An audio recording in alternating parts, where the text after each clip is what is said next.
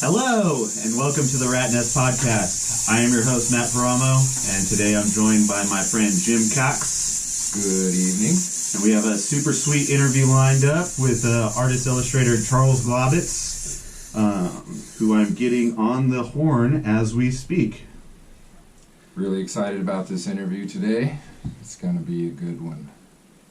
Yeah, so just a little heads up on Glaubitz. He is an illustrator out of Tijuana, Mexico, who I had the lovely opportunity of being in his class in college. And yeah, we've kept up ever since. He's an amazing dude, very interesting guy. I'm excited to talk to him about what he has going on right now. I am sending his Zoom now, and hopefully he is looking at his email. Hello. Charles, what is up, brother? There I am. There you are. Hey, man. What's up? How you doing? Hey, how you doing? Hey. This is my buddy Jim / co-host. Very nice to meet you, Charles. Nice to meet you again. I didn't catch your name. What was your name? Jim. Jim. Nice to meet you, Jim. Very nice to meet you, sir. How you doing today? Still alive. How about you guys? We're hanging in there, man. Better to be vertical than horizontal, right? Most definitely. So let's go ahead and jump right into this.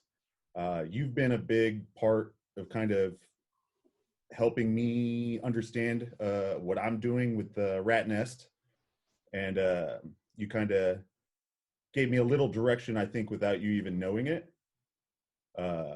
When you suggested doing a podcast, we kind of were on the same page without even thinking about doing one, really. Another friend of mine was talking about it, but when you mentioned talking to artists about process and stuff, it just all kind of clicked. So cheers and thank you for that. Oh, you're welcome, man. I mean, I've listened to a couple. Some sound like they're full of shit. Some sound pretty legit, but it seemed like it was from like artists that were far away. I don't know if that makes any sense. Not like I wouldn't say my generation, but not like within this moment or the grasp of artists that I see or like. I don't know if that makes any sense.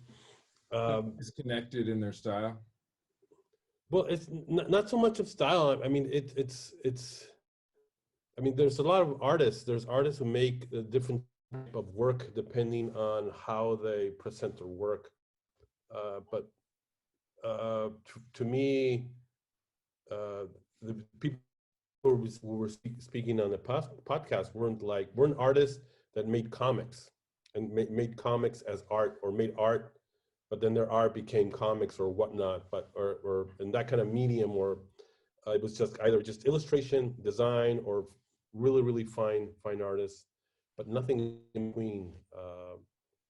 And I think from knowing Matt and knowing the people who follow Matt and knowing the people who follow actually Rat Nest and who they distribute, to me, like I'm interested to listen to like the Strangers Fanzine guys, for example. Yeah. I'm interested to the Bubbles guys, or people who are doing things that are on the fringe, but that fringeness is creating a resonance in a certain part of the main, and I think it goes in cycles. So it's like we're going back to that OG thing where anybody and everybody's an artist and can create and share their own story however they choose to, and that to me is kind of like the scene I'm interested in, or has always been interested in, and it goes out in, I guess. Yeah, I was gonna say, since the time we met years ago when you were teaching at City College, to like present day 2021, have you seen that wave of kind of, I don't hate to use this term because it's adopted by the artists that participate, but in a lowbrow sense of art and like comic art, illustration, like you were saying, like Strangers, Bubbles, Night Watch, like that kind of stuff where it's just DIY, more like punk rock scene, get your friends together, get something out that everyone can enjoy no matter what level they're on. Yeah, exactly. I mean, to me, that goes back to when I skateboarded. That's shit. You know, we're going back like I don't know, 30 years ago, maybe. So that's 19, then in 90s Bones Brigade. Before the skateboards got double tails, which are really fucking hard to skate on, which is like the modern skateboard. That's what You I know, grew up. I'm sorry? I said that's what I grew up on, just like the like late '90s nose and Matt tail Hensley, board. H Street. Yeah. That shit was just it was so fucking hard. I mean, to me, it was the most advanced board I had was these prototypes from Santa Cruz, because some guys from Santa Cruz came down to skate the skate park in Tijuana, and they had these blank boards, and they had blank boards of Natas Cuapas board, new. Nata Cuapas was from Santa Monica Airlines, but his skateboard was by Cruz. So it like it was concave and then convexed. Oh, It was a Oh, really yeah. gnarly skateboard. It was a really bad skateboard. Well, also, That was my last. I was gonna say Nadas is also Sorry? known for jumping on like the fire hydrants and doing the spins. So that concave in the middle was kind of like signature style for his style of skating. You know what I mean? It didn't play out because no one's jumping on fire hydrants and spinning around anymore. But that at the time, that design was like super top of the line. You know? It, it was a really good design. And then Santa Cruz also did the Eric Dresden first board. Moved from Dogtown to Santa Cruz, and around that time, people were making stuff. I was maybe too dumb or too not bright enough, or even though I drew, it never really came to me at that age to make anything other than maybe doing my board graphics. But I loved like the zines and see where I would be able to grab or get a hold on in Mexico from the States. And then it kind of comes full circle, I think, in 2000, I want to say 3, with Beautiful Losers show or documentary, Mm-hmm. where the whole surf and skate and zine creation culture got put into this like important moment where the it wasn't French anymore; it was recognized by the main culture. Right. It got caught. It caught that moment in time and represented it in that mainstream media of what the underground was kind of involved in. That's still one of my favorite things to watch if I just am feeling like bored or uninspired and I like want to get some juices flowing. I mean, what a better group of artists than that documentary is amazing. Yeah, definitely. I think one of the things that I think that made those skateboarders be really good artists was because skateboarding is about trial and error. It's about not giving a fuck. It's about, you do that trick 20, 40, 50 times until you land it. And it's really weird how that works, that you land it once, then you can land it again. Yeah. Mm-hmm. It becomes a repertoire. To me, art's kind of the same thing, or maybe art, if I can just draw that once, I can repeat it constantly and use it as part of my vocabulary. So going back, so that's like 2003, and then it I don't know, I think kind of faded away a little bit and then came back. But what I'm seeing now is it has turned into kind of like a bootleg culture, which I find really interesting.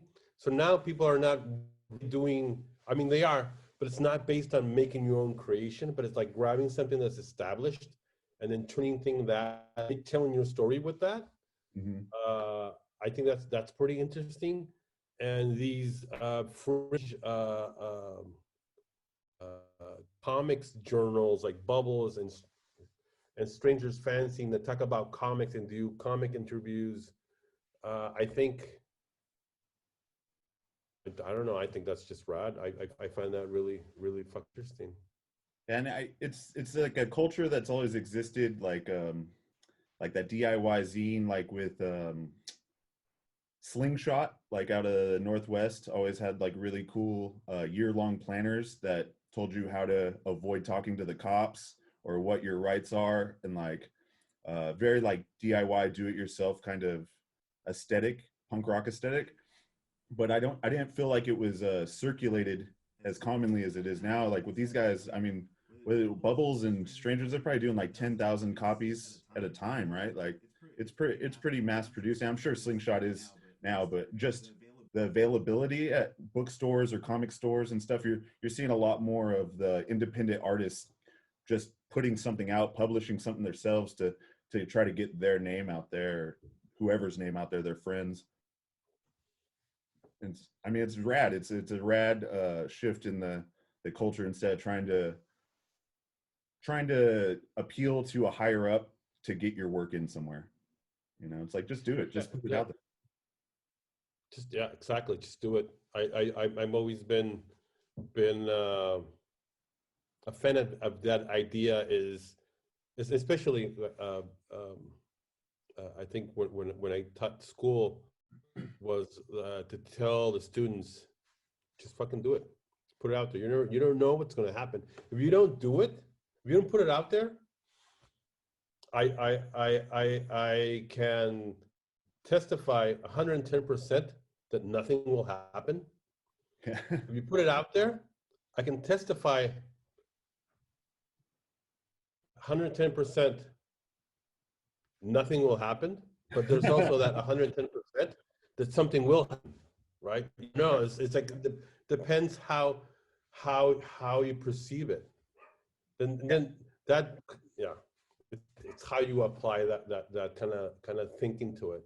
Yeah, it's applying a certain way of thinking, because it's easy to get discouraged when you put yourself out there as an artist and don't get maybe the response you're looking for, or the feedback, or the instant acclaim, or whatever it is that you think is going to happen by putting your work out there. It's a learning experience of all right, now I can do this better the next time I do it. I remember the first comic book I did it in 2010, which is really weird that I love comics, but I never did a comic. But the first comic I put together, I had sent the fan art to a writer artist, Jeff Lemire, and he at that time he was doing a comic book called Sweet Tooth that I really loved. And he's like, sent me a book. I'm like, okay, dude, I'll send you a PDF of what I'm doing. He's like, wow, this is fucking rad. And his publisher was, I remember, it'll come back to me at the end of the show, I'm sure. So I'm all stoked. I'm like, dude, I just did this comic book, and it's like, it's been a year since it's been out, and I'm selling it, doing it, selling it, making money, making more copies, selling those, making more copies, and blah blah blah, to see how big it could get. And I got it was Comic-Con, and I'm teaching a workshop at the New Children's Museum in San Diego, and I got an appointment to see these guys. So I go in, and I'm like, shit, I'm gonna sell this, and they didn't pick it up. I was like, that moment, I was like holding back tears, holding back, like I was heartbroken. I was like, oh man, it's like, you because it's what fucking stories are made of. You make a comic, and imagine that would have been my story. I made a comic in the first year Yeah. Wow, it didn't happen like that. So I was depressed, but I still made comics. I still made my own printed Xerox copy, color copy, cover comics, and taught myself to make better comics. And then a friend of mine who, and you didn't even ask this, I'm just gonna, sorry, I just talk. Yeah, Yeah, hey, keep going. that's what it's about. No one wants to hear us.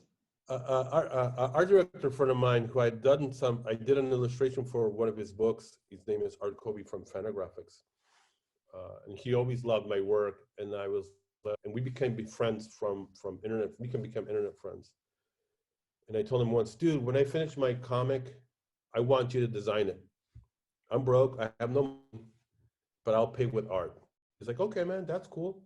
And then around 2000, from 2010 to 2012 or 13, I just kept making comics. And then I sent this proposal to this grant in Mexico. It's called Sistema Nacional de Creadores, which is National System of Creators, just like the NEA in the States. So like they approved my they had opened the first category for graphic narrative, and I was the first guy to get the award. So it's like, damn. So it's 3 years. I can pay my rent. I can pay my food. I can send my girls to school, and I can just focus on making the comic. So I made the comic, and then I sent it to my friend. And like, dude, you wanna design this? You wanna design the cover for this and whatnot? It's like, okay, let me take a look at it. And then he sent it up while telling me to the editor, who's Eric Reynolds, my editor at Fantagraphics, and he's like, "Wow, this is awesome. Let's print it." Awesome. Hell yeah. So, you took that first swing and it was a strike, but then a few years down the line, something that you didn't expect to maybe go as easy as it did to get to print was a home run, Yeah, the thing was, never give up. Yeah. Because even though it's, the idea was not to sell it. I mean, obviously, the idea is to sell it to a publisher, but the idea was, or always the main idea priority is to tell the story. It's for me to get it out, to make it, because I love making art. It's what I think keeps me kind of sane. So that necessity and that push of like ignoring if people liked it or didn't like it, or it was selling or wasn't selling. It never was, it really was never a thought. The thought was just make it. Yeah.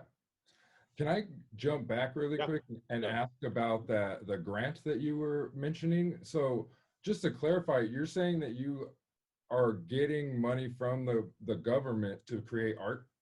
Yeah. That is so awesome, dude. That is incredible. You kind of like brushed over that. And I was like, hold on a second. Is that what I just heard right now? Well, yeah, I think Mexico is Mexico's a third world country. Mexico has a lot of corrupt government. Mexico, there's a lot of violence in Mexico. One thing, though, Mexico it has in quantity is that it's an old culture. So culture is something that is culture, tradition, going back or going forward. It's looked upon or looked at as a staple of our society or of our country. I don't want to say our, so I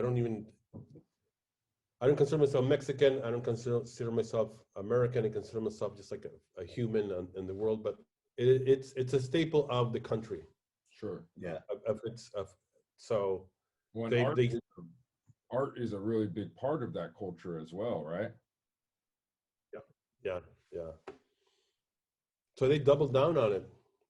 They don't have the assholes like you guys have over there, like the Republicans who think that art is, it's against God or some shit. Man, I mean, the way in my lifetime that art and the arts, music, theater has been taken out of elementary, junior high, and high school, like it's pretty crazy, because those were all the programs and classes that I think helped me become who I am, so without those outlets, like it's a sad thought that kids might be missing out on something that could have really changed their life. that's what art is for, right? It's for yourself. It's for finding out who you are. It's for to create something that you put in front of you, that you have a conversation with.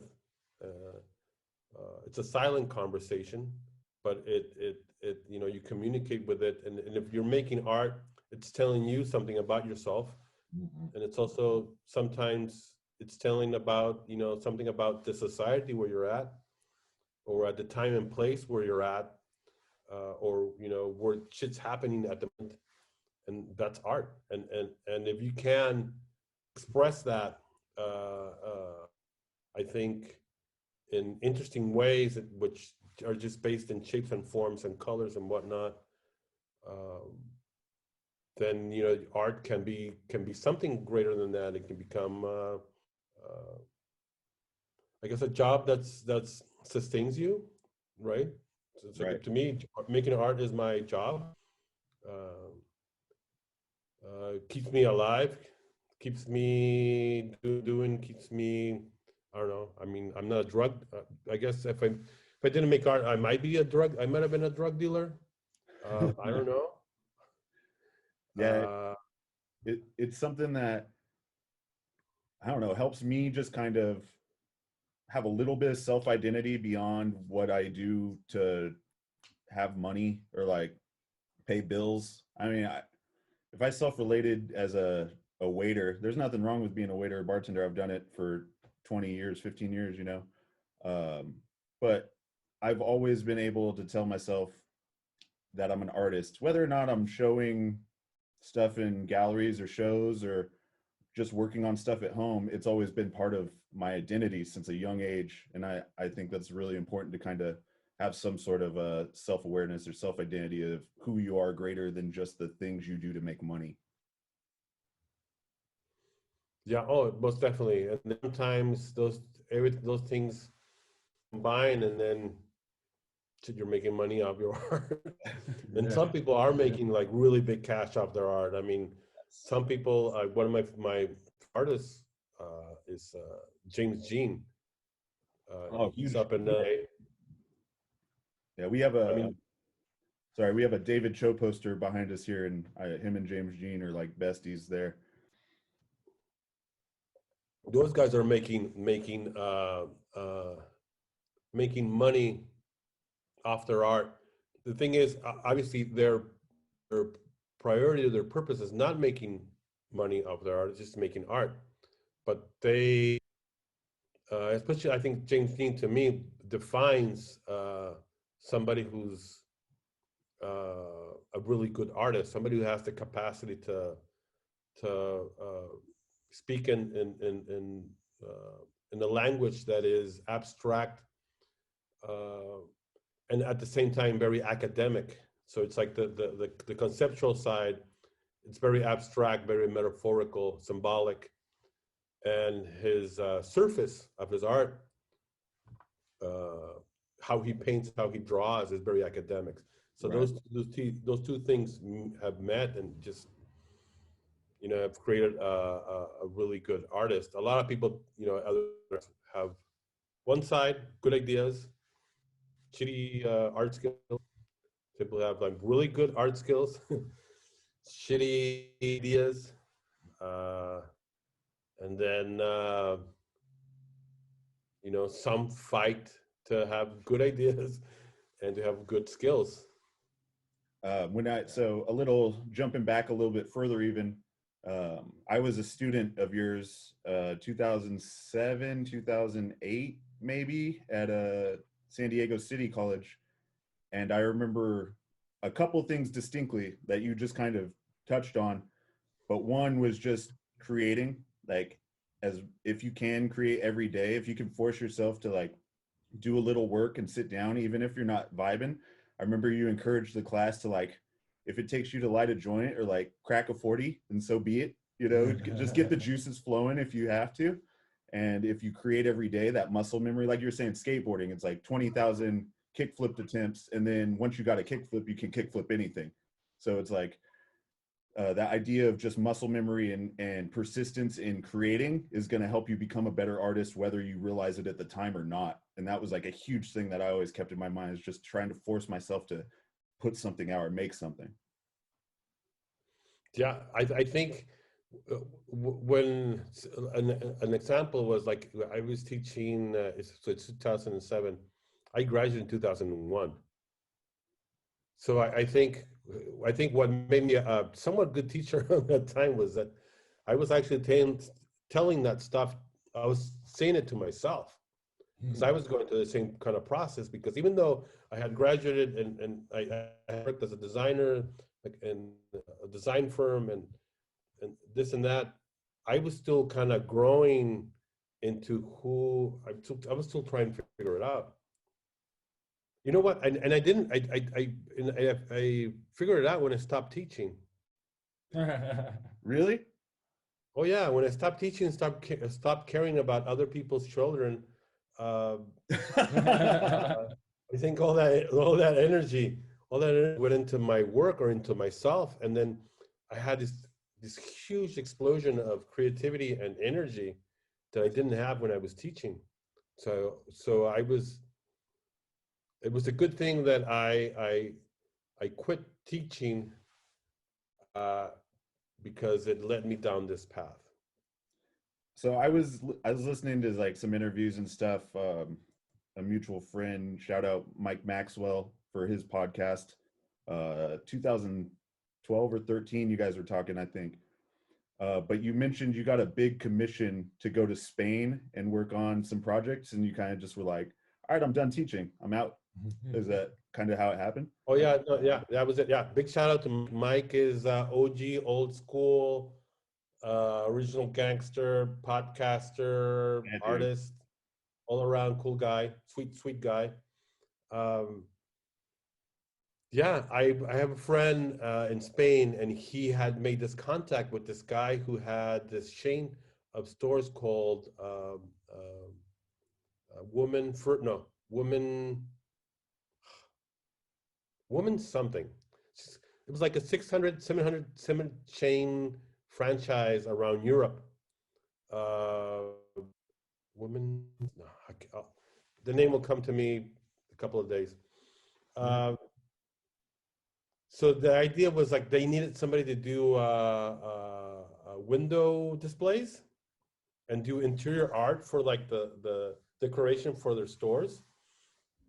So like a month before semester started, I had to write this like terrifying email to my friend who is Candace Lopez, who is the director, right? Yeah. The department chair, and she was, and I had to tell her, I was like, dude, this is a chance to make some cash. I'm gonna have to drop out. I'm sorry. I know she probably hated me, and with good reason, because I did bailed on her and put her in a tight spot. But I was like, fuck it. You don't get those chances. I mean, so I go to Spain, right? So I go to Cadiz, which is like the southern part of Spain, where the from the beach across you see Morocco. So I'm across from Africa, and on that beach, that's where all the really good hash gets transported in from Morocco. So it was like a perfect place. So friend Felipe and we kind of meet up we kind of just would smoke, get high, and make shit up that this is what we're gonna do. We're gonna do patterns, birds and whatnot, and paint. And then they gave us, I guess, 30 euros to go to Ghent in Belgium, Oporto in Portugal, and Barcelona, 2 stores in Barcelona, to do these installations as a trial. So we did it, and they loved it. It kicked ass. So it's like, okay, we're going to implement this in our 600 stores, and we're expanding to Russia and China. So it's going to be like 1,500 stores or something like that. Man. So around that time, I'm coming back to Mexico, to the Americas, and Spain's economy just goes to shit. Forgot about that. I completely forgot about that. Yeah. That was a huge thing. It goes to shit. Everything goes to shit.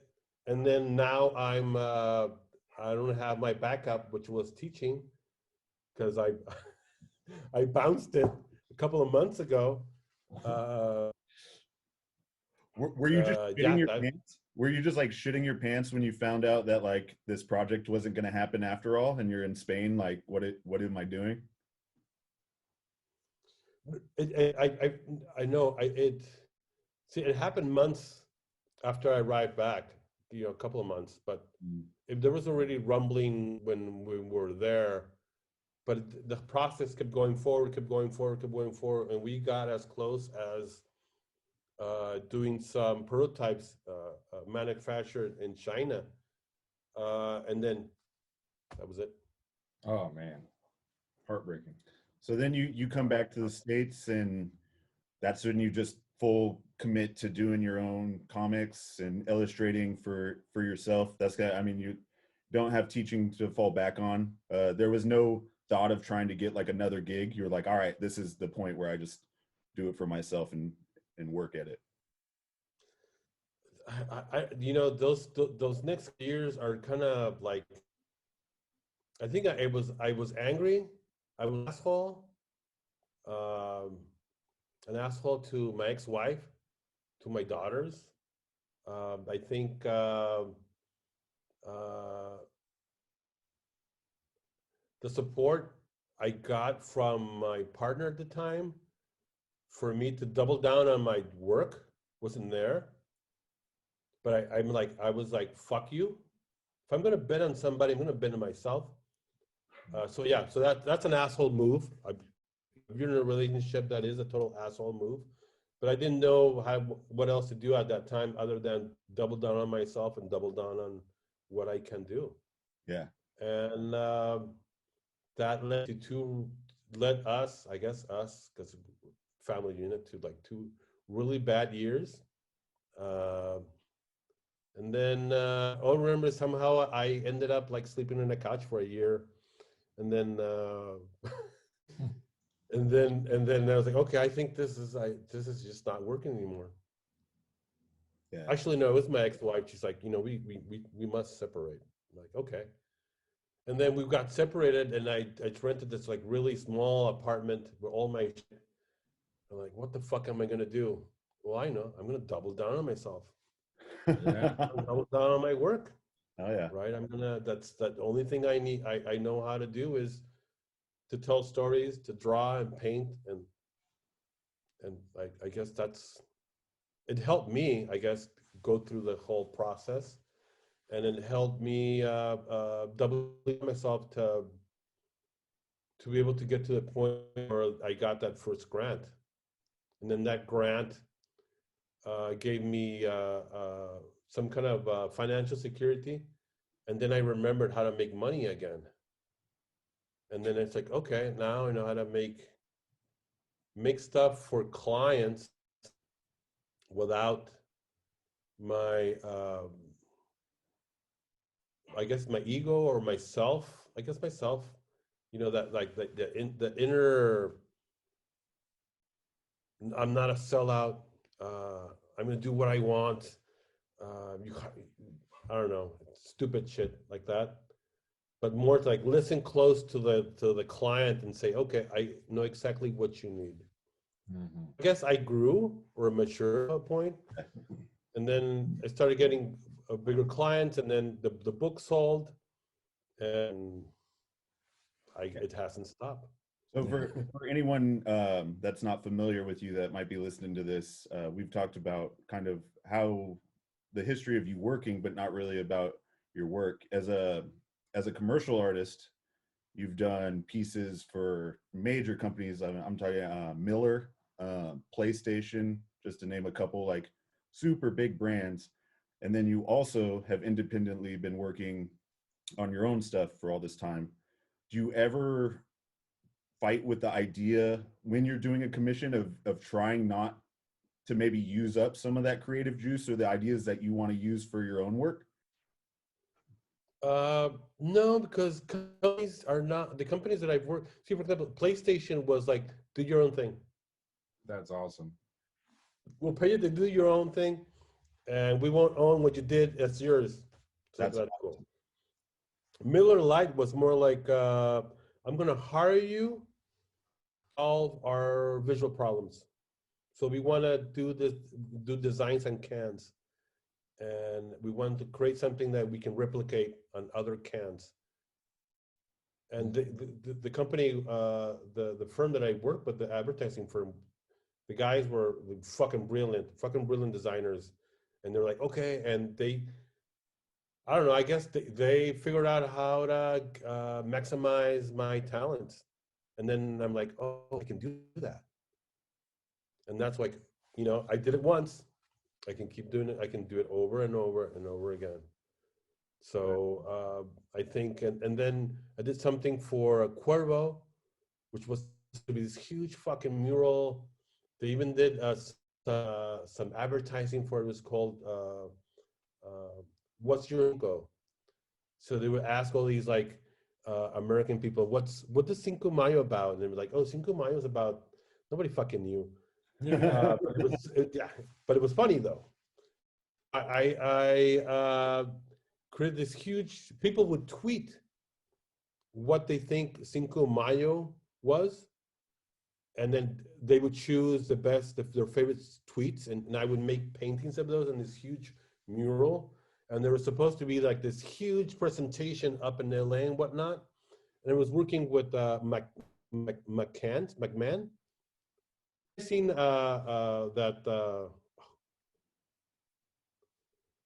show with the advertising guys, Mad Men. Yeah. Okay. The advertising agency that the Mad Men agency becomes into McCann's. Oh, okay. It's a real agency. They fought with Cuervo because they were like really nitpicking everything and the tweets and whatnot, and they didn't want to take a risk. So I'm right there. They rented this huge fucking warehouse, and I'm there like just waiting for like all their lawyers to say, okay, you can paint that, but don't make that, or take this out, or make like that and whatnot. I'm like, fuck.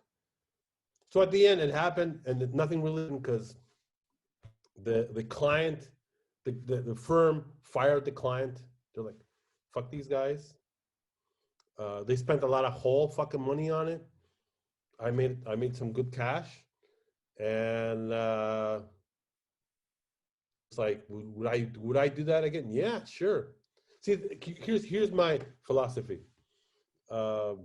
If you want me to do what you want me to do, you gotta pay me.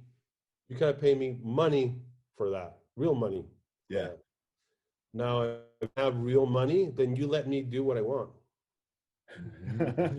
So either way, you're getting to do what you want with that.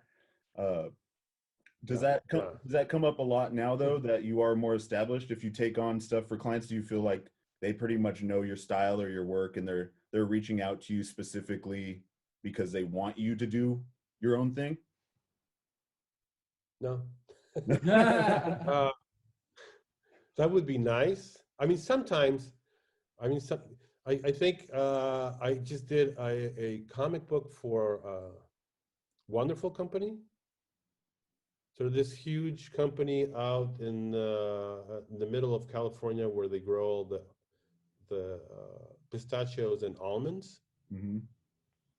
So their workforce is Mexican migrant workers, and they were having really high COVID, people getting sick by COVID.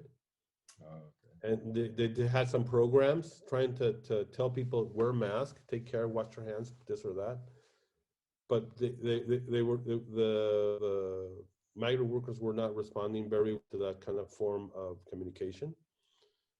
So they hired me. It's like, oh, we love what you do. The owner of it is gonna we're gonna call you to see if you're interested in working on doing a comic book for us. Like, okay, sure. So they called, and immediately I Googled the Linda Resnick is her name, and she's a multi-billionaire, and she has an art collection. It's like, ooh, I'm gonna decorate. So I put myself like this, put some really rad paintings in the back. So we have this conversation, like, oh, I love your work. Send me your portfolio, and then okay, I'll take this painting, I'll take that painting. That's part of my now. Oh, let's get back to making the comic book. So I write. So, okay, what am I trying to get at? Is you gotta be smart. Yeah. But it's not. It is, and it's not all about the money. You need money to live. But even though this conversation has been going on for about money, but money is just an extension of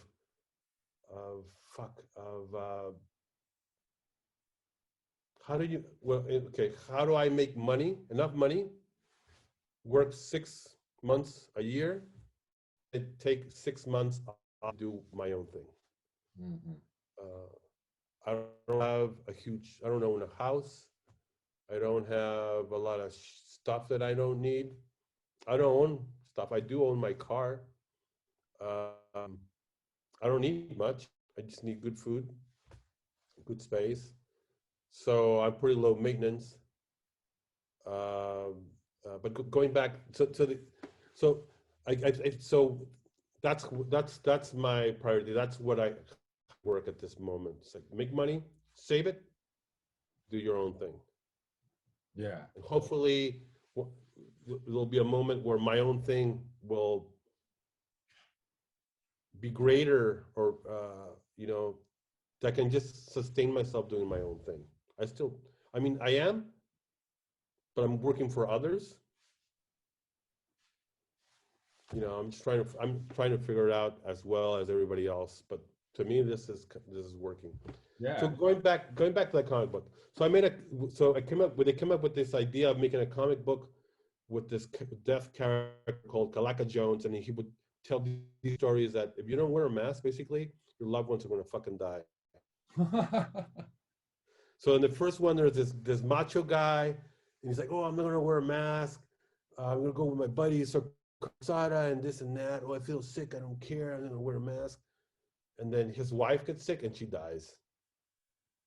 And there's another one. There's like a daughter or a niece. She's doing the same thing. Her grandma gets sick and she almost dies, but she doesn't die. They would not let me kill the grandma. Oh, shoot. That was in the original. You wanted to kill the grandma for sure.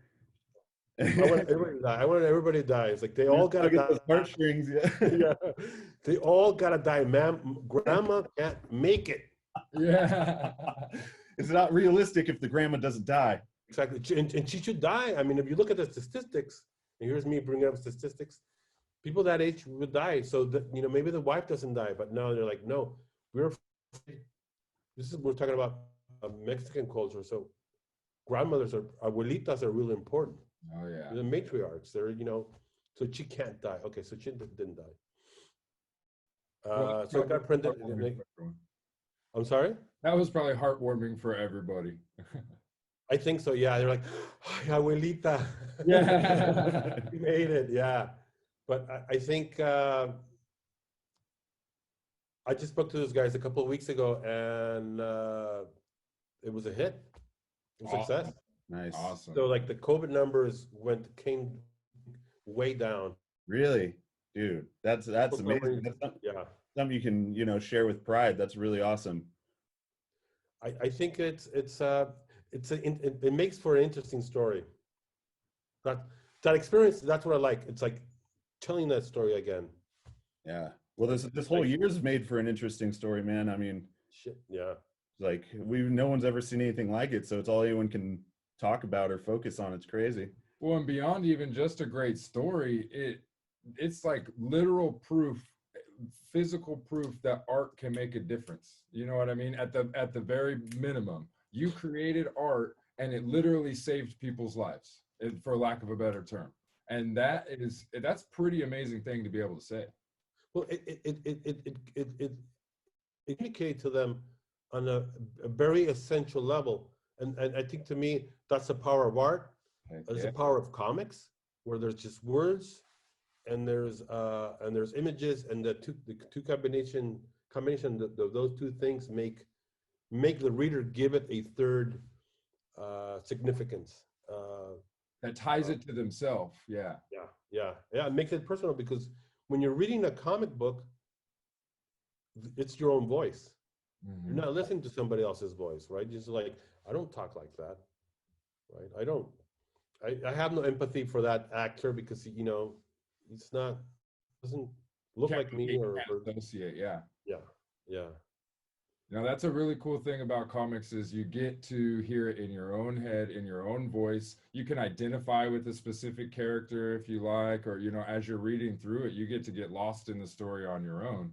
And I think, like you're saying, that's a really important part, is that visceral, like, personal feeling that you get from the art. And I think you touched on that when you did these comics for the COVID, by real life situations. You weren't making up stories and just trying to be a horror, having horror stories. You were like, hey, this really happens, guys. I'm gonna put it in a situation that makes it have that visceral gut reaction to you, rather than just reading it on the news.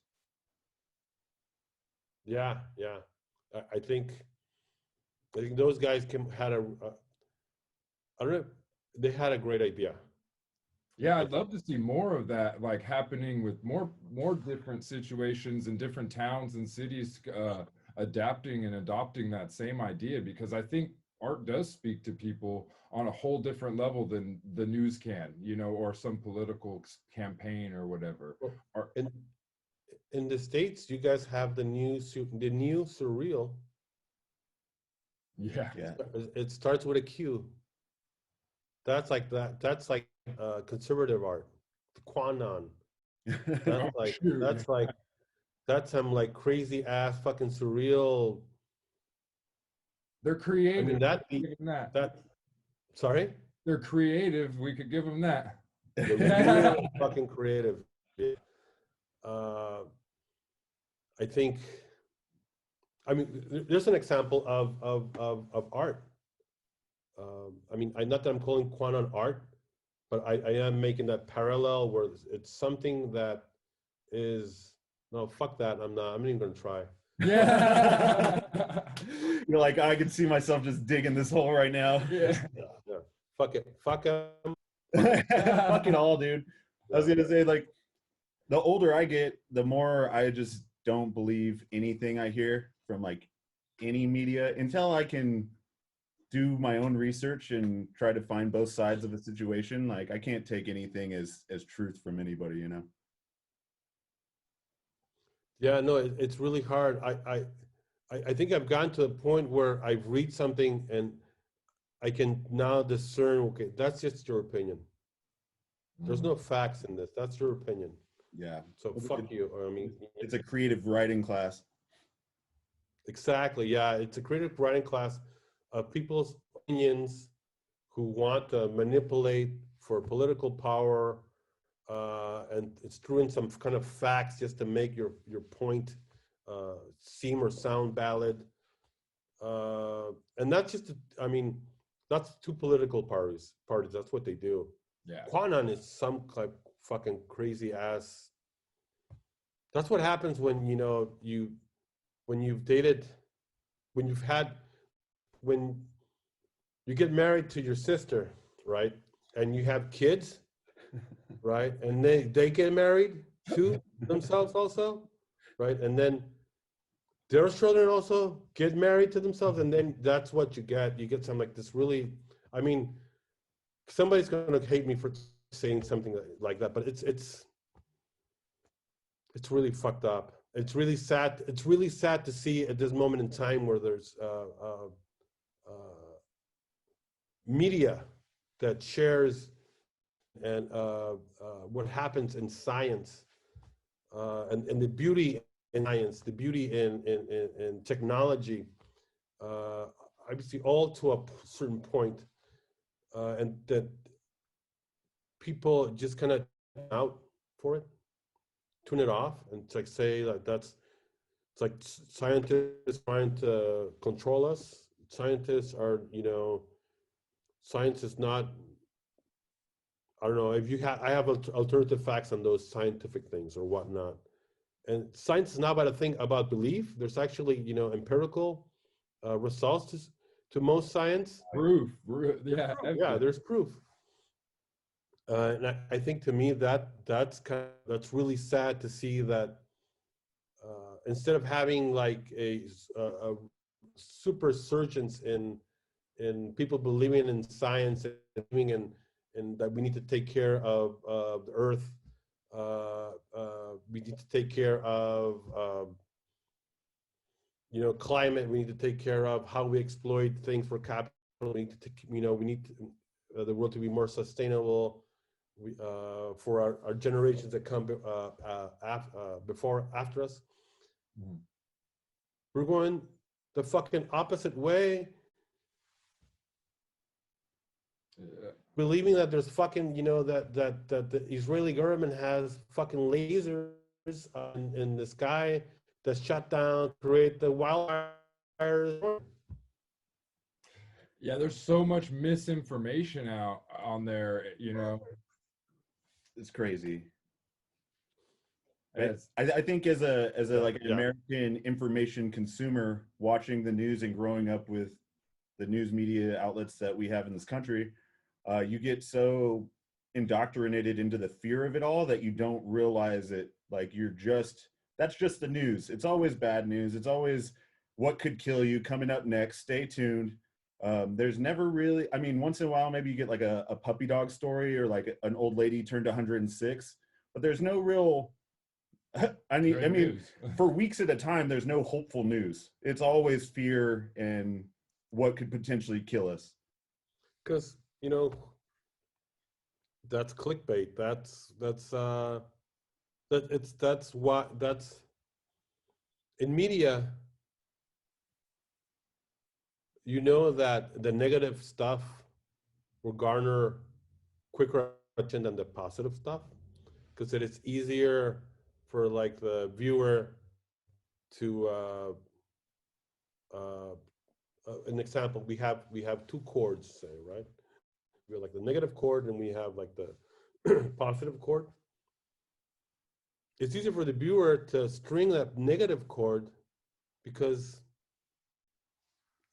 as humans, as individuals, we have, that, I don't know, it's like that fucking chord is stronger, right? That negative is stronger, and it's created by the media, it's created by society, it's created by modern ancient mythologies, by religions, by I don't know. I mean, like, everything's fucking negative. I mean, here's an example. Judeo-Christian mythology. Their God is an angry fucking God. He'll fucking kill you, right? He'll ask you to kill your brother in his name. Yeah. Or son. Yeah. Or son, yeah. Yeah. I mean, that negativity starts from certain points, and there's certain points in our history, human history, where shit is negative, and we still believe in that shit. But another part of that stuff is racism, or how the United States, the mythology of the United States was created on slaves. Mm-hmm. To deny that is to be able to deny that is to deny a future with reconciliation. Agreed. Right. And that, when you see that, it's like, okay, so then, like what's happening in the States, the negativity points to go back to two negative things where people's core is like strong: racism and religion. Mm-hmm. Right. And then in the US, you guys have been mind fucked to believe that all you guys are fucking G.I. Joes, right? And all you guys are like Rambos, Commandos, Bruce Willis, Chuck Norris's, all you guys, Joe Wayne's, all you guys have been indoctrinated in this idea that you guys, you know, face great villain, right? And you are the patriot, right? And goes all the way back to like the initial of the mythology of the United States when they fought England for their independence. So the super hyper macho gun culture in the United States. So that's another negative string, right? And everybody's like, I will die for my country. I will take everybody out, you know, this or that or whatnot, blah, blah, blah. Ding, ding, ding. And media knows how to pull that fucking cord. Right. Do you? Because a positive. Sorry? I was gonna say, do you see a parallel or a similarity in Mexican media? Because I mean, Mexican culture is very machismo as well. You know, guns and trucks and. Here it's just stupid. I mean. But do they play off those same kind of like narratives of like a Mexican patriot, like we're protecting ours? Well, I mean, it's different. I study, I look at the U.S. media because it's, the media is, you know, it's a message, Michael McClown. And I see what they implement in American society, implemented in other societies. But it gets, like in Mexico, it gets third world skewed. So we have a populist president who is, before populist president, we had a young president from the PRI party. And he was handsome and he was dumb as a brick.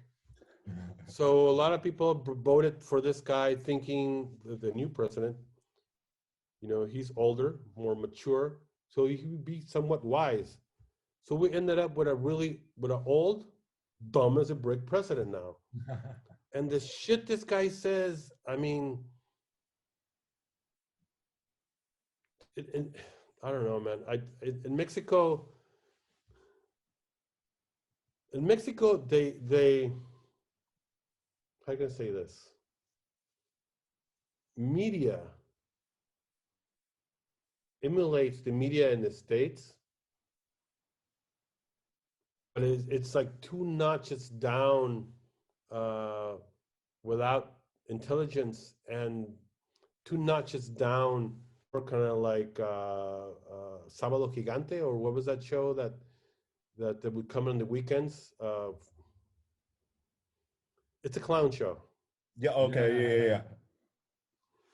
Yeah. I don't waste my time on Mexican politics because it's a clown show. It's been pretty rough and corrupt for a long time, right? Like, have you seen any signs of it changing, or is it's all the same old shit, huh? It's MO, corruption. Yeah. And then people come, oh no, we're gonna fight corruption, and then you're like, oh shit. Honestly, you act surprised. Oh shit, they're corrupt too. They're corrupt as fuck here in Mexico. All political parties, all government parties, corrupt. The only difference is, for example, the U.S. is corrupt too, but they do it through laws. Right. Yeah. So you have Citizens United. Right. You can buy yourself a fucking politician lawfully. Yeah. Lawfully. Lobbyists, man. That's a lot of money gets thrown around to lawfully persuade politicians to do what favors your probably personal gain. Yeah, that's how the industrial complex or companies got control of the government, pretty much. Yeah, it's true. So in your illustrations, back to take a step back and off of the politics, but also to kind of work its way in with the Starseed series, that's kind of the battle, right? Is good and evil. And the idea that you're being told or sold something that is from a higher up, your Illuminati character, your evil kind of character that doesn't have good intentions for anyone. It's like the responsibility of the everyday hero to stand up and do something about it. In just kind of generalizing, I don't mean to generalize it too much.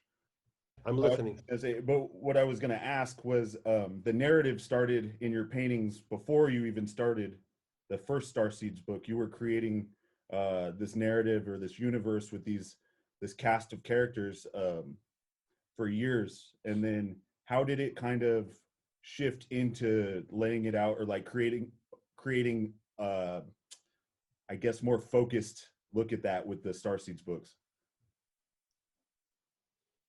Okay, I think before I was doing, I gotta start somewhere in the beginning. Before that, I was doing political paintings, social political paintings, about capitalism and this idea of non-capitalism through this character called El Niño Burro. The Zonky Boy. The donkey boy, yeah. And then I had a near experience where I died and I went to like the fucking limbo. I was got separated from my body as my body was like convulsing, and I was like in this dark space, and I'm like, what the fuck is this? Where am I? This is weird. So there's like, oh, okay, there is something after maybe you disconnect yourself from your body. I'm still conscious. That's just odd. And I could hear my youngest, my oldest, crying, and I'm like, I gotta get back. So I came back. Mm. But after that experience, I was like, shit. There's something out there. That empty void space where I was at was void. I think I can fill that up with like spiritual work, or with something that has more meaning than this political shit, which has been going on for like since society existed, right? And it's still going. We're never going to have a perfect society because fucking governments suck and humans suck. And there's like 50% that don't suck, and there's 50% that do, and it's really hard to be on the same page and whatnot. So it's like, okay, well, I'm going to do work that's for me, personal and spiritual. And I had always been from school a fan of Joseph Campbell.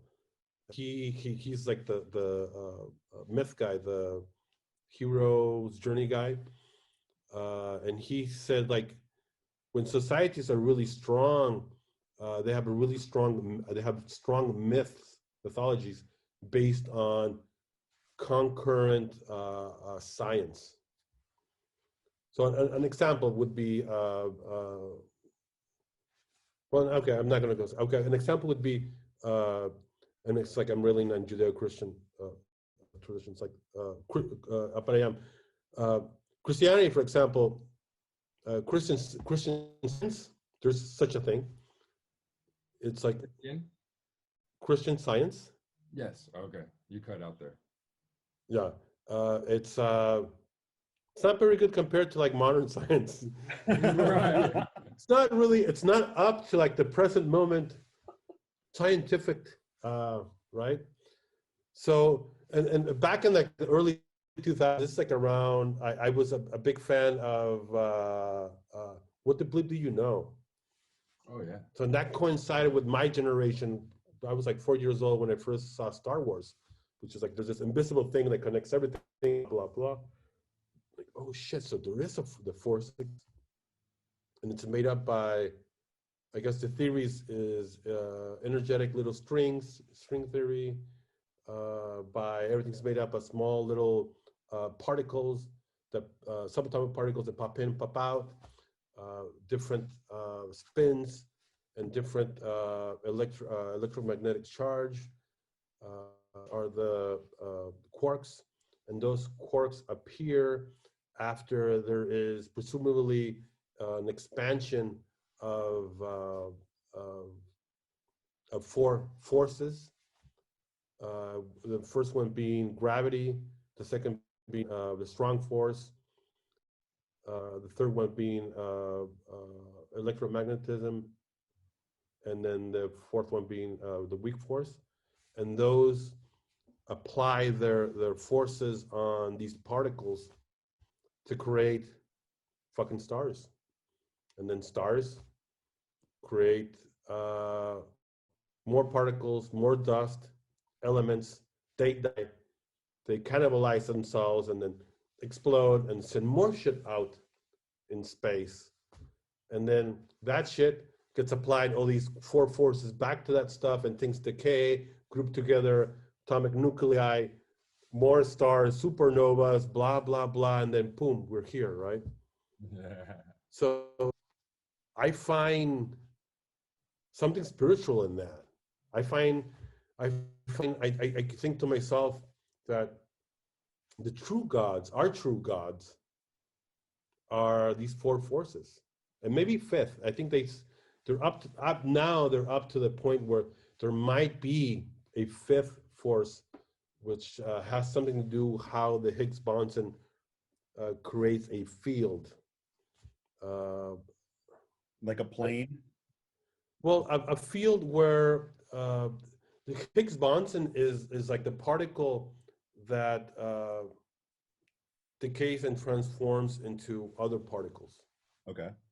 So it's called the God particle. And I might be paraphrasing this kind of incorrectly, but it's kind of like the main, most important particle in particle physics. And to me, like my siblings or grandmothers or grandfathers, great blah blah blah, great up to like infinity, 13.7 million billion years ago, are the quarks, because they are the first little particles that make up matter. Right. And then, so up to that point, I'm like, okay, well, I'm going to create my own gods. My gods are quantum gods, right? And they affect the particles. And then I'm like, okay, I'm going to throw a mythology to that. So they affect these particles to reconstruct themselves and matter into a form of a new being. And this new being is the Lego kid. And then things just started rolling away. It's like, okay, who are the enemies? Back in the early 2000s, the big internet craze was the Illuminati and the Anunnaki and stuff. And there used to be a lot of really good agnostic, esoteric websites that you get. Everything that was printed, anything that was documented, you could get in these sites. So I dove in and kind of just like, I'm gonna make my own fucking story about humanity's ideas of what we are, basically. So we have the Illuminati, we have these cosmic children, we have these cosmic forces, and at the same time trying to think about what connection is there between those forces or those ideas and humanity's spiritual or religious beliefs. And it parallels a lot to Buddhism or Zen or Tao, more so than, say, any other religion. And it's kind of hard to call Buddhism, Zen, or Tao a religion. So it's like more like philosophical belief. Yeah. So that parallel is right there where it's close to the example of the double slit experiment, where they have this wall and there's one slit and they shoot particles through that slit, and it comes out random. But when that is done, they do another slit and they shoot two slits, and there's observers observing it. It gives you a pattern. It gives you an algorithm. Mm-hmm. So it basically says that observing things, observing matter at the subatomic particle level, not that we can change it, but there is a change. Or I guess the word they utilize, it's just like a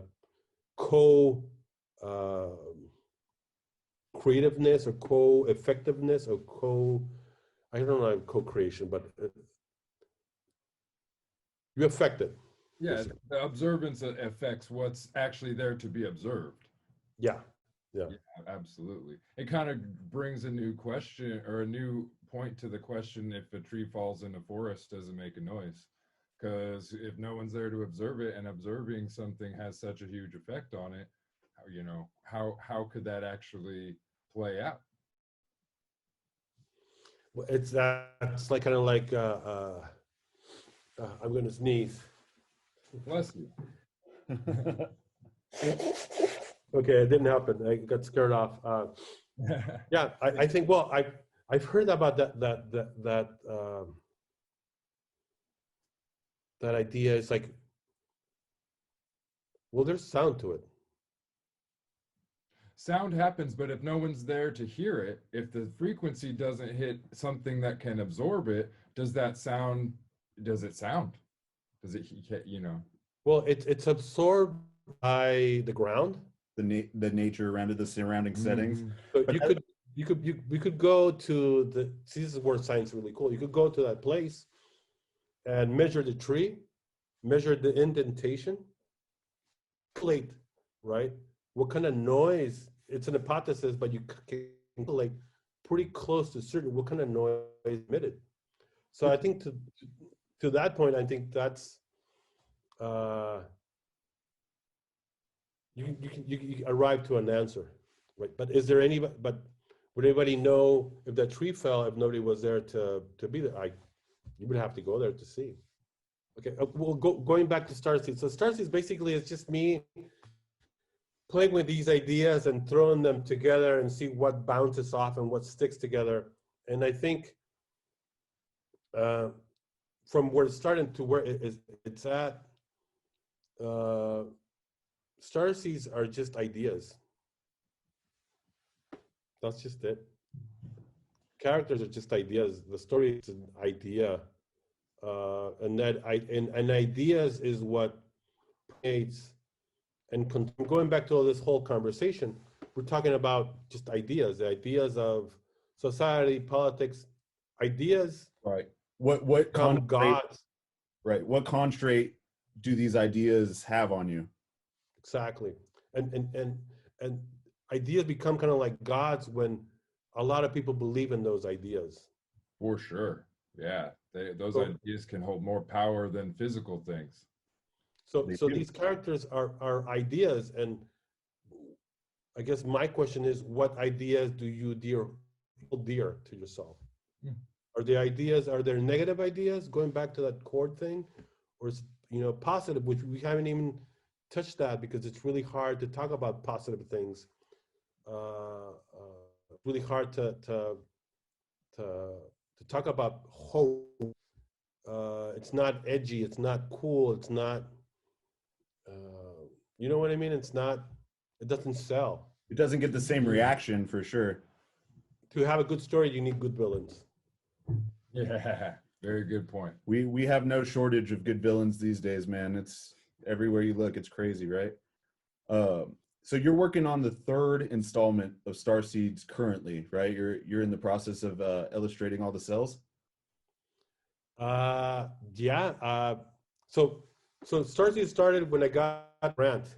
The grant lasted 3 years. So I got that grant again last year. So to finish the Starseeds. So I'm working on 3.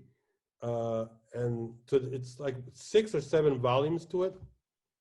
So I'm halfway there, and it's been hard, especially with the shit that's been going on, to figure out how to close open ideas from the two previous books,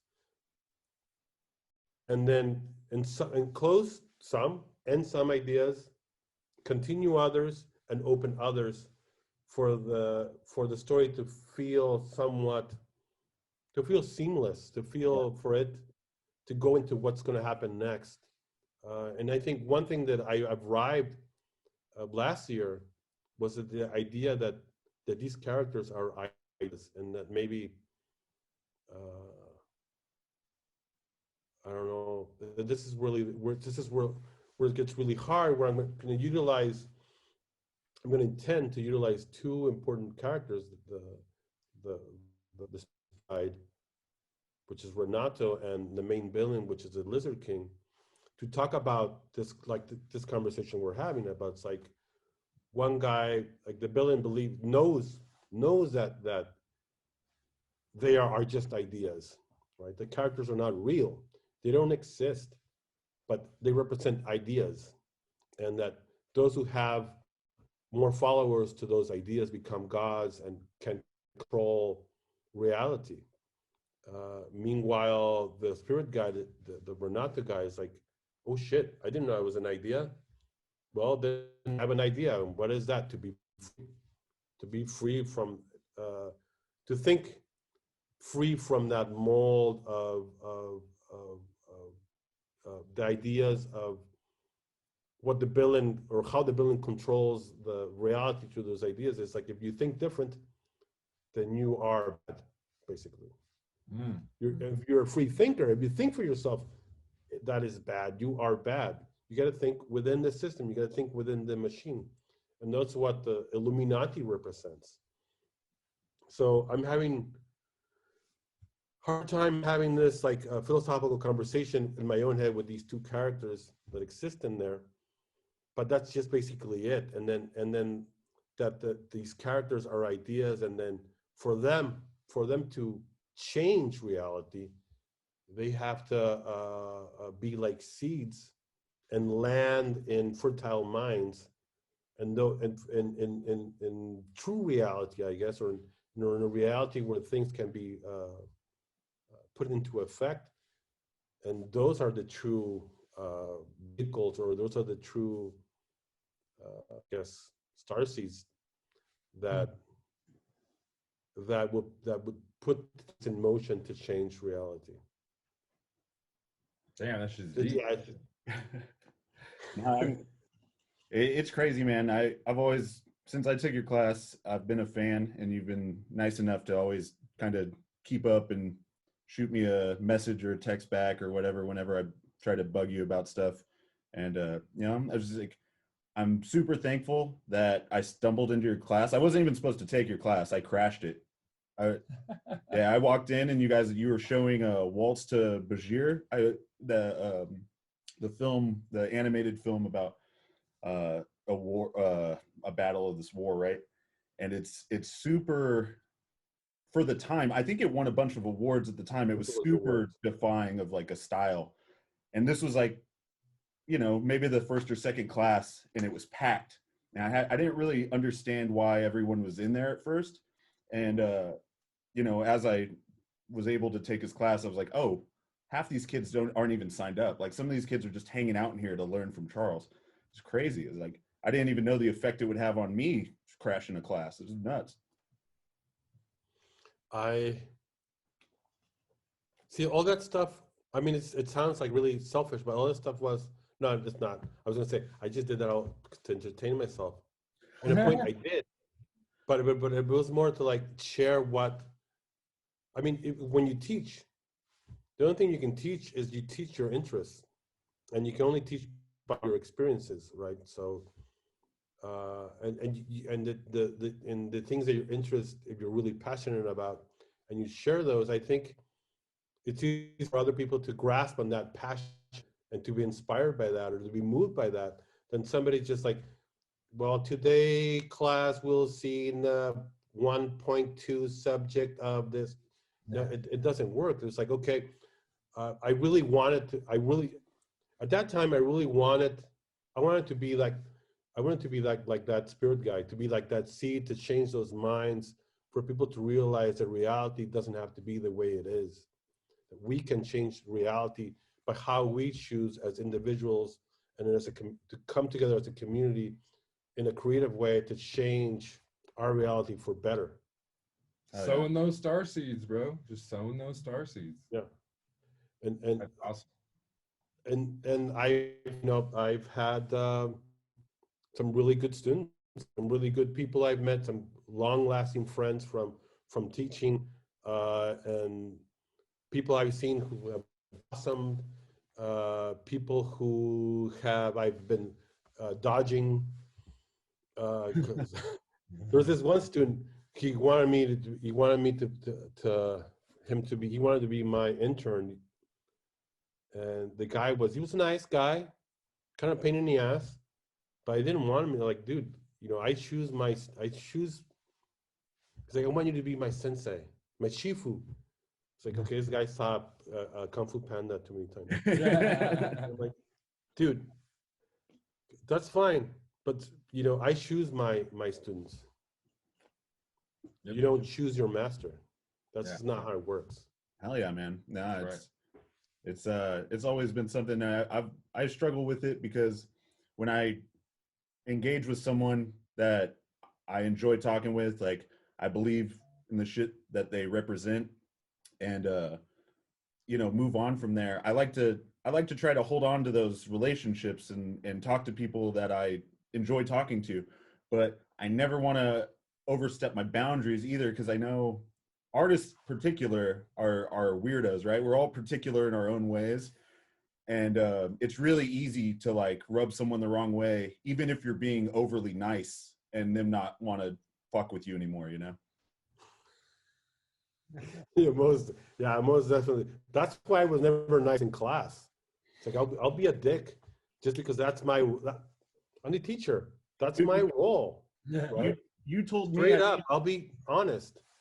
you are honest, brutally. You told me I painted like a fucking gorilla, and that I Yeah. held my pencil too fucked Like up. Coco the gorilla. You're like, they taught a gorilla to paint. You got that style. Good job, motherfucker. Like, Yeah, Coco the gorilla. Let me share this crazy ass. It kind of just blipped in my mind.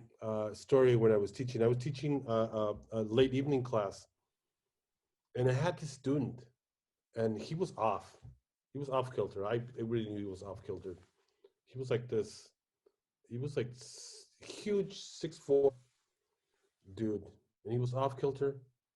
And we would talk, and I would try to help him, but he was having a conversation. He was having a different conversation than I was having, and then in the alley in his mind, he was having another conversation. So I was like, what the fuck? Like, okay. And then one day I was railing in class. What I would do, I would just like, okay, if I had 15 students, and like more than half was not doing what I was asking, everybody would get fucked over basically.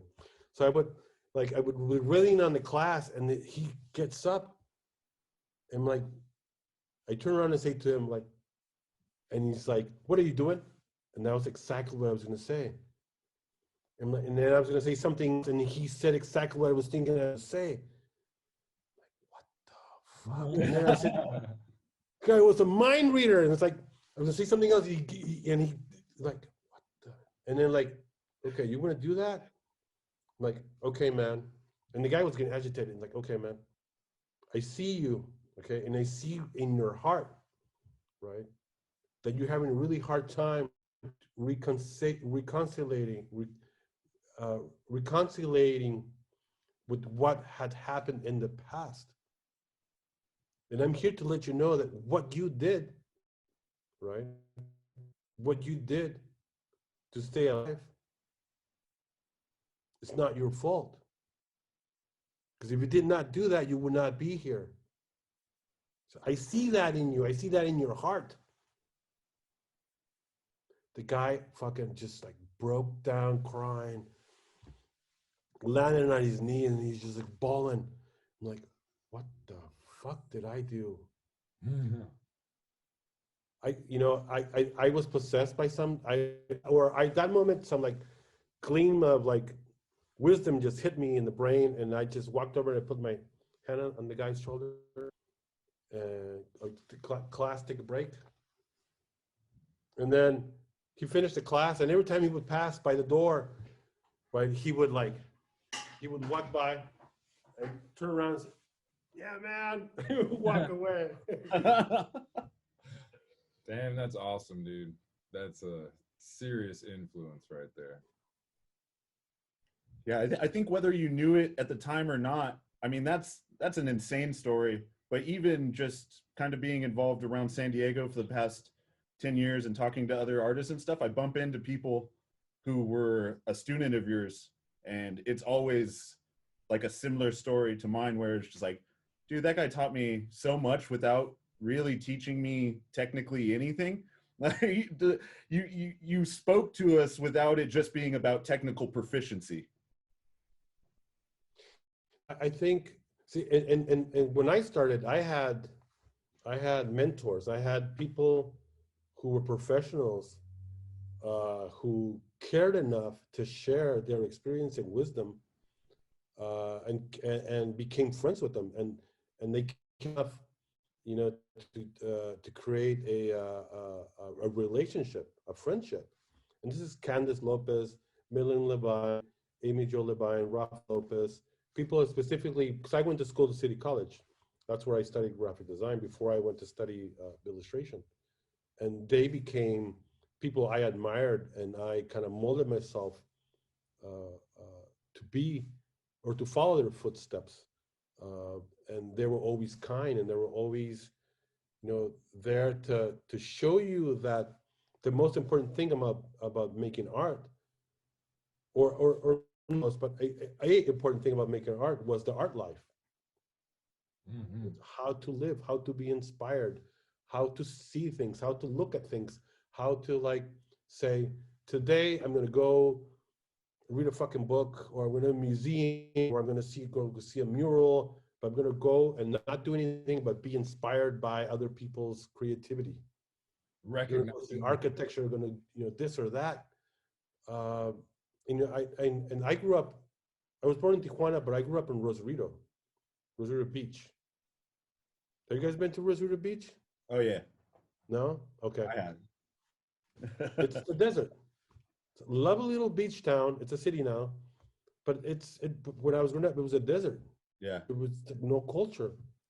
But so being introduced in San Diego to culture, to these ideas of inspiration, of the me and whatnot, and then them sharing their interests to me, I that taught me more than just any technical shit that I'm trying to pick up by myself. So when I was teaching, the only thing I really had to teach, well, first off, I didn't know what the fuck I was doing, right? As an illustrator art. I mean, everything was coming out in a way that's like very unconscious. So it was like, how do you explain that? How do I explain why I chose red? I don't know. It's just gonna seem like the red should go there. Yeah. So it's like, what can I really share is what I'm into, what I find interesting, and it's like, it's the arts. It's from poetry, film, animation, sculpture, design, art, illustration, comics, music, philosophy, politics, culture, anything I could find, anything that I would find interesting to me, there was a subject that I was interested in that I could share. That's what I would do. And to a lot of people, not a lot of people, some people it clicked. Yeah. Yeah. Oh, yeah. No, for the ones that did, I think it really did. You have a mixture of students. You don't get to choose them. All different backgrounds and, growing up differently, different ideals of religion and class, society, politics. and you were the one that kind of blew some people's minds. I think I remember you were asking who had eaten mushrooms and if you'd ever seen the trees breathe. And I was like, yeah, hell yeah, I have. But I looked next to me, and this little girl I was sitting next to was like almost just jaw dropped, dude. Like, she was like, how is this teacher talking about like heavy psychedelics right now? It's so funny. It's like a culture shock for some of the kids. Well, I mean, how can't you not? I mean, look at that. We had a conversation, what, like 13, 14 years ago, and now that shit's like legal medicine, Yeah. Yeah. Yeah. right? I mean, just to give it another year or two. given, yeah, well, it's legal already in Colorado, I think. I read this morning or yesterday. Oh yeah. Wow. So I think those conversations, I mean, it was a design department. How to be a really good designer is how to be somebody that's interested in life, in culture, in things that are outside. You want to think outside the box.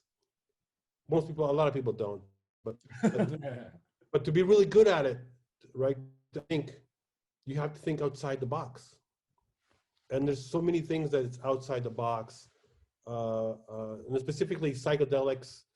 It's something that has changed our reality. I mean, there's some studies that say entheogens have been at the beginning at each religion in the world. Yep. Yeah. Isn't it?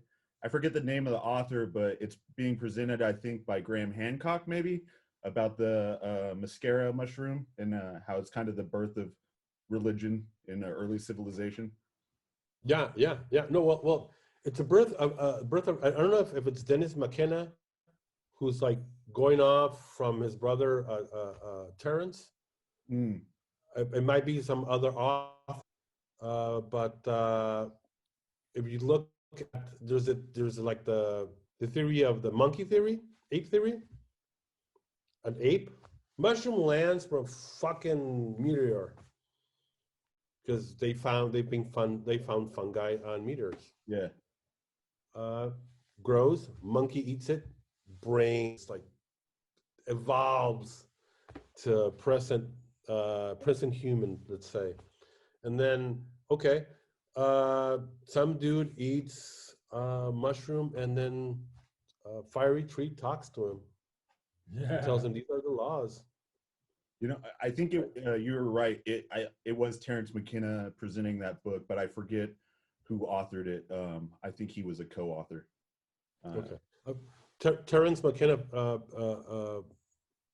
died. He's dead.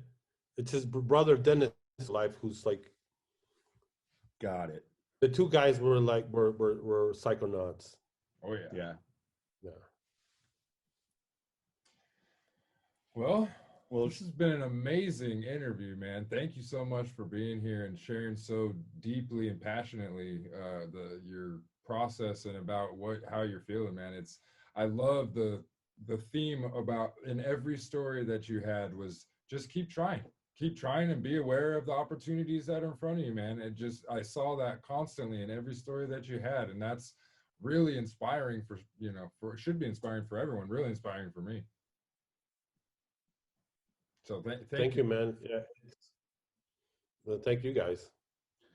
Yeah. So I guess before we go, real quickly, we could touch on Rat Nest a little bit more with you helping me out by helping you out and being the U.S. distributor for your prints, comics, and kind of everything Charles Glaubitz right now.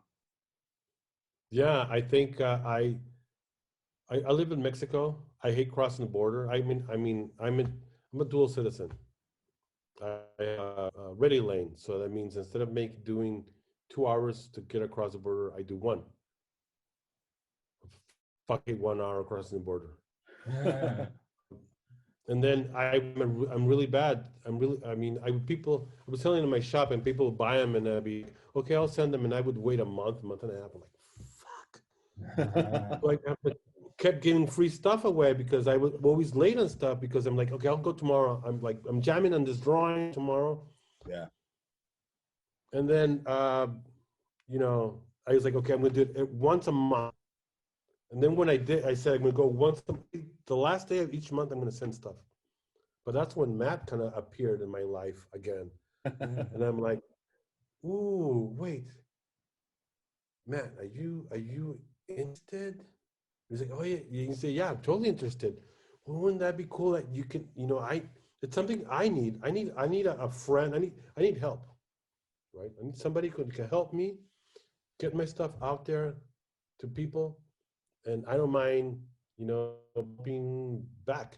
And it started because you wanted to buy that logo I did for my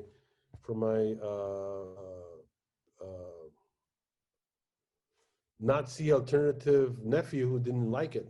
That's yeah, I remember you posted it and I was like, hey man, like I don't know what you're doing with that logo, but I could really use one right now and that looks damn good to me. This one? And yeah, and he goes, yeah, it was a project that fell through that someone didn't like.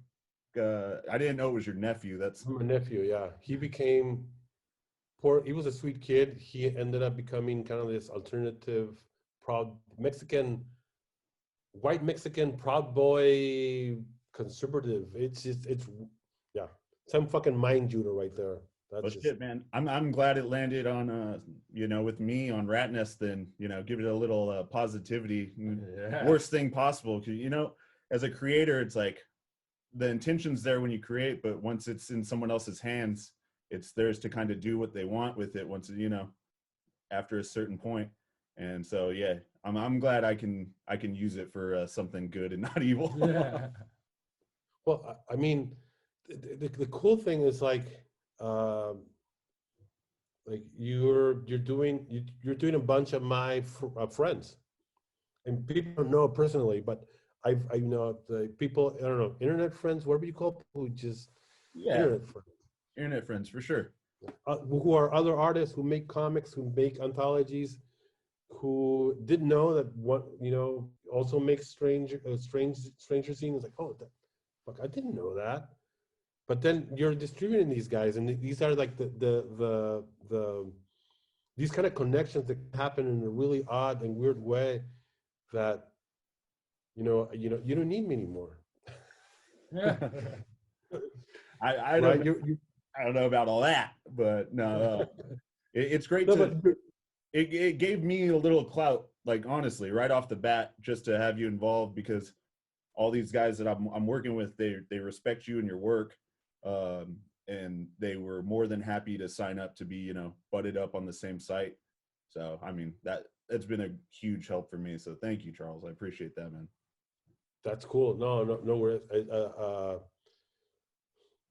There's this word in Mayan that I can't fucking remember. See what happens when you burn out too many brain cells? Yeah. Um, but basically, it's in la quech. Thank God that worked. My brain. The cell was running for behind the other cell and tagged it. In la quech, which means you are me and I am you. Mm. Right. So like you know, to recognize that opportunity where I need help, you needed help, and that bond of coming together to work on this just makes it stronger, and then it attracts mind-like people, Right. Definitely. Absolutely. and it makes it stronger. So I'm cool. I'm happy to be a rat nester or wherever you Yeah. be the We'll name figure for. out the official term for that. I don't know. I'm concurrently working on Dark Star 2. Awesome. Hell yeah. Get that done and have that be go through a rat nest, and finishing a preview for Star Seeds 3. Right on. Hell yeah. But And just to shout it out, Star Seeds is available through fantagraphics.com. The publisher for Star Seeds 1 and 2 and 3 will also be released through them, correct? yeah. And Hope everything else, any of the independent comics, Dark Star 2, Little Miss Jaguar, all the other smaller self-produced comics can be found on Rat Nest. Hey. Yes, there yes. wanna- And you want to give a shout out of your like where they can see all your other work too? You got Instagram or a website that you want to promote or anything like that? yeah, on Twitter, you can find me as Charles Glaubitz, but really find me as Mr. Glaubitz, Mr. Glaubitz, which is a story to that. When I was in school, I befriended. When I transferred from City College to art school, so I was I don't know 23 years old, and I befriended this kid. He was like 19, fresh out of high school, straight into art school. Sweet guy, Simon, but he was a pain in the ass. He would get my name Charles. You know, Charles is a name that can be bad in so many different ways, right? So it's Chuck, Chuckles, Charlie, Charlene, Charlie, Charlotte, blah blah blah blah blah. And then one day I was just pissed. It's like, dude, okay, yeah, I was like, dude, when you speak to me, you speak to me as Mr. Glaubitz. I'm fucking stuck. So I began signing my work as Mr. Glaubitz. Yeah. Mr. And it Glaubitz? just stayed. Yeah. That's so funny, dude. I didn't know there was an origin story to that. Dude, there's an origin story to when you tell stories, there's stories to everything. Right. All right. Hell yeah, dude. So you can find me as Mr. Glaubitz. And MrGlaubitz.com as well. Uh-huh. Well, thank you so much, man. Definitely we'll have to do this again very soon.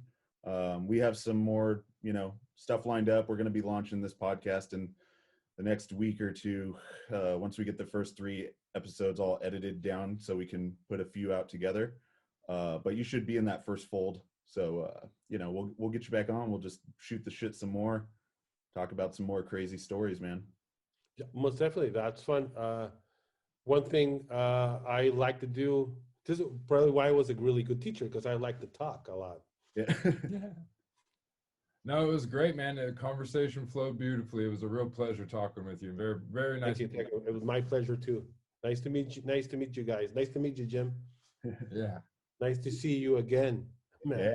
Oh yeah, dude. And I'm gonna come down and bug you and TJ too pretty soon here. Just come fucking knock on your door one day. Don't fucking laugh at my mask again.